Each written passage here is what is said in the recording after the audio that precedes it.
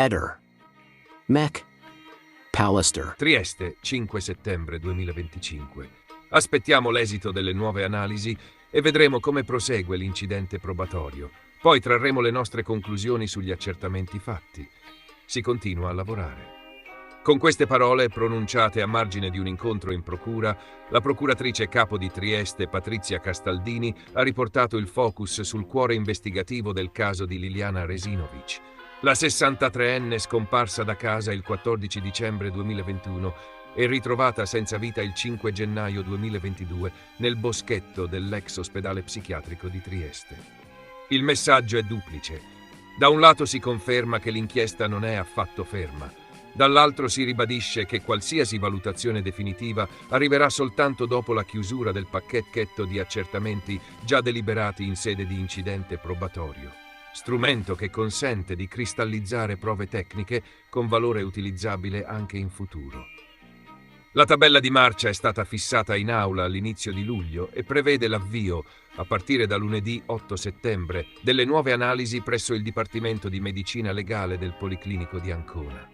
Qui un collegio peritale composto dai professori Paolo Fattorini, Chiara Turchi ed Eva Sacchi ha ricevuto dal giudice per le indagini preliminari, Flavia Mangiante, l'incarico di passare al setaccio un ampio ventaglio di reperti, sia quelli raccolti nella fase iniziale delle indagini e già oggetto di precedenti esami di polizia giudiziaria, sia quelli sequestrati più di recente nell'abitazione di Sebastiano Visintin, marito di Liliana, e allo stato unico indagato nel procedimento.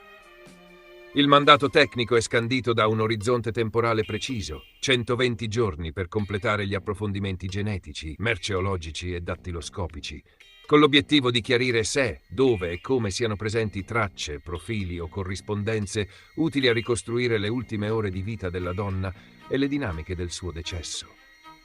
Nel dettaglio ai periti è stato chiesto di cercare eventuali impronte o microtracce e di qualificare i materiali su alcuni oggetti chiave.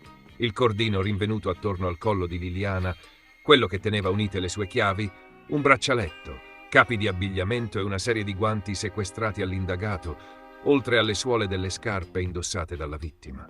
Gli esiti potrebbero offrire risposte a domande rimaste aperte sin dall'inizio: natura e provenienza dei manufatti, compatibilità con determinati ambienti o soggetti, presenza di DNA o impronte riconducibili a persone specifiche ed eventuali trasferimenti di particolato o di fibre capaci di ancorare luoghi, tempi e contatti. È su questo terreno che si misurerà il lavoro del pool, chiamato non solo a trovare o escludere tracce, ma anche a interpretarle in un quadro complessivo coerente con quanto già noto e con i successivi riscontri investigativi.